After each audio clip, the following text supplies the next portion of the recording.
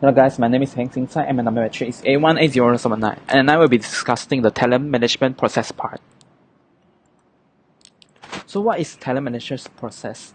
It's how you arrange the management on your human resource, and that's called talent management. It's how you choose worker, how you employ them, and how you educate them, inspire them, and fire them, and so on. So there are 7 steps of great talent management process, and the first step is specify what skill you need.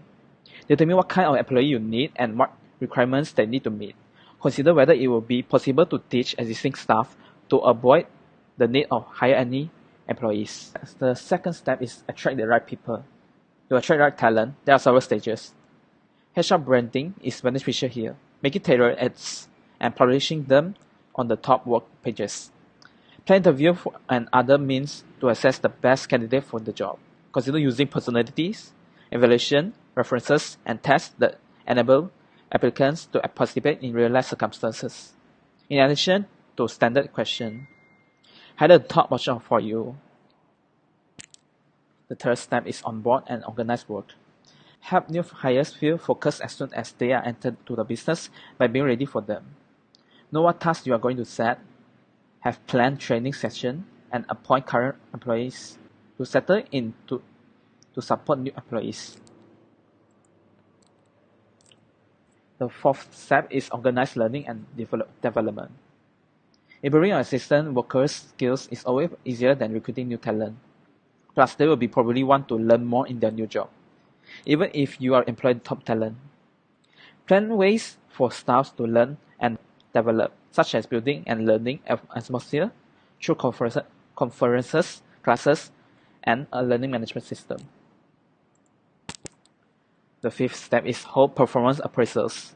Regularly monitoring employee performance helps you to see whether additional tasks can be handled by employees. This will stop you from recruiting new talent and can help train an employee for a promotion. And the sixth step is strategize to retain your best talent. With promotion bonuses, motivational strategies, maintaining job satisfaction, and strengthening business culture, keep workers happy at work. And the last step is plan for succession. Nurture staff for estates, such as when a senior employee retires. Allow staff to do their best through ongoing opportunities for learning, including knowledge management.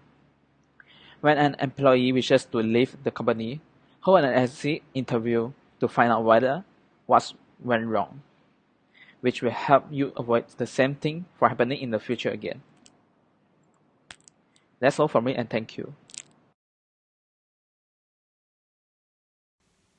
Hi, my name is Nur Adana binti Nur Razlan. My metric number is A1980645. Okay, today I will talk about the basics of job analysis.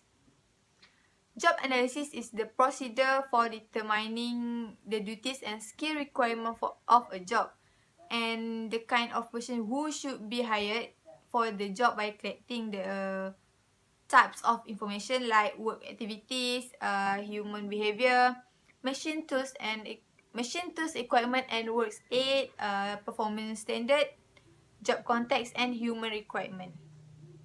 Job description is a list of job duties, responsibilities, reporting relationship, working condition, and supervisory responsibilities. Job specification is a list of job human requirement, the required site education, skills, knowledge, and so on. Okay, now we move to uses of job analysis information. Uses of job analysis information have 5 things. Firstly is requirement and selection. Job description and job specification are formed from the information gathered from a job analysis and help management decide what a sort of people to recruit and hire. So we as a employee must think about what people we want to choose. Have their good attitude or good behavior. Like we must think about our company, our success in company. Okay, for secondly, EEO compliance. The U.S. federal agency Uniform Guidelines on Employee Selection stipulate that job analysis is crucial step in evaluating all major personal activities. Next is performance appraisal. Manager use job analysis to determine job-specific activities and performance standard. Next is compensation.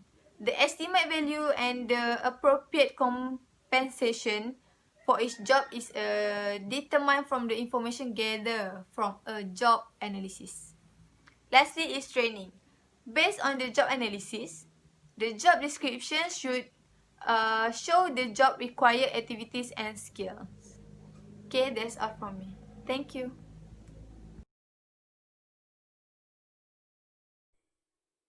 Hello, my name is Nur Atika binti Sansuano and my metric number is A1980535. I will present about the method employment used to collect job analysis information data. I will explain one by one. The first method is interview. The three types of interview manager use to collect job analysis data. The first is individual. This is to get employer perspective on the job, duty and responsibility. Second, group. When a large number of perform the same job. And the last one is supervisor, to get perspective on the job, duty and responsibility. The second method is questionnaire. Structured or unstructured questionnaire may be used to obtain job analysis information. Questionnaire can be quick, efficient way of gathering information from the large number of employers. But developing and testing questionnaire can be expensive and the time consuming. Third is observation. Direct observation are useful when job consists of mainly physical activities as opposed to mental activities. A problem with direct observation is reactivity, which is where workers change what they normally do because they are being watched. Managers often use direct observation and interviewing together. Fourth is participant diary or log.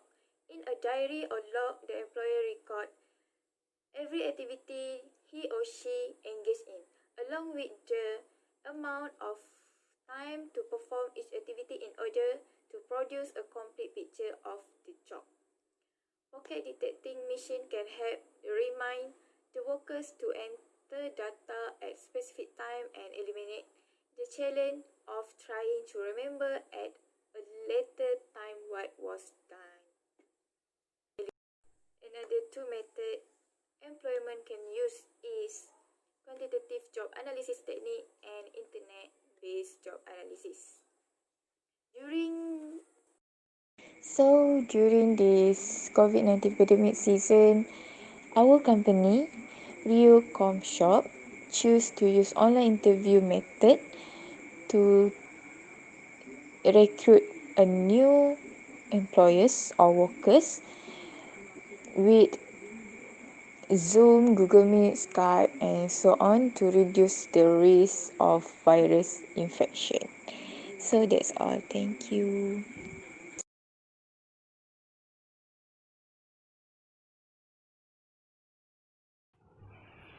Hi, my name is Jalaluddin Benjam Suri. My matrix number is A1980196 and I will be presenting about job description and job specification. So what is job description? Job description is a descriptive information of a position held by an employee. For example, type of job, type of position, responsibility, duties and so on as a guide to employee.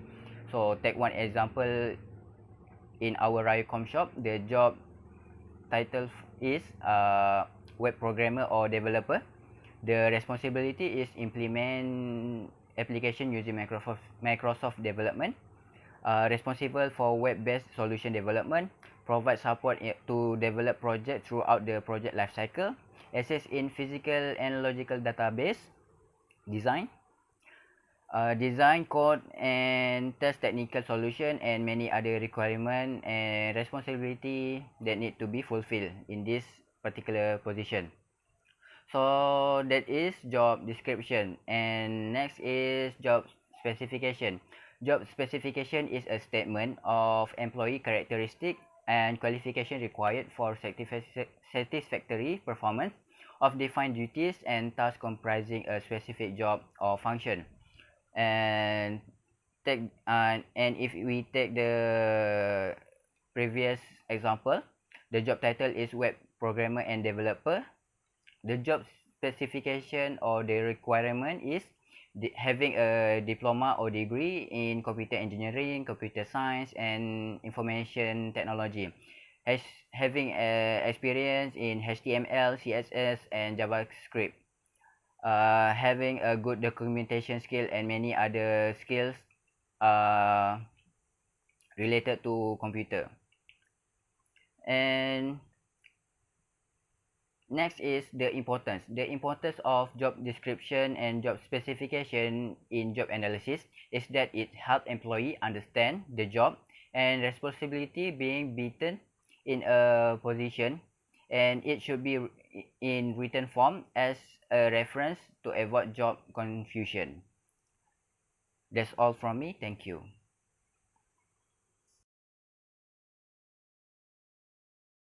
Good day, madam. I'm Gayatri Vijayan, metric number A19A0163. Today I'm going to present about using models and profile in talent management. Every employees are using models and profile in talent management, especially for creating profiles for each of their job. The aim of creating profiles to require for the exponential performance in a given role in terms the required competencies, personal attributes, knowledge and experience. There are different 5 elements, which is planning, attracting, developing, retaining and transactions. Planning means aligns our talent management model in line with the overall goals of our organizations. Only with the correct planning we can ensure that our seek talent with the right skills and experience. In addition, it accesses current employees to see what is working well for the company. For example, if the employees with certain characteristics stand up to stay at the organization for longer, and we should plan to hire more workers like that. My second point is attracting. This is not always as simple as when one person leaves the company. As an employee, we have to start to search for someone else to fill the role. For example, we may change or employee may take on new responsibilities. Talent management ensures that we always have sufficient staff to carry out all the operations and prevent heavy load works that could cause the remotivation. Attracting talent is all about branding our company as an employee. So we all need to find way to increase the visibility in ways that allow to present company as the best place to work.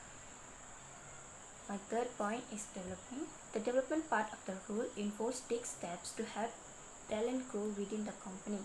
It should be aligned with the employee development. Identifying roles with the particular employees could move into the future, as well as considering how to expand the workers' skills and knowledge to fulfill their new challenge facing by our companies.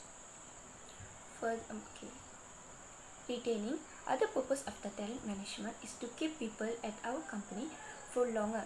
Employees need to continue feeling that the company is enjoyable, meaningful place to work. Through the training and other type of engagements, employees have to chance to create a career without leaving the company.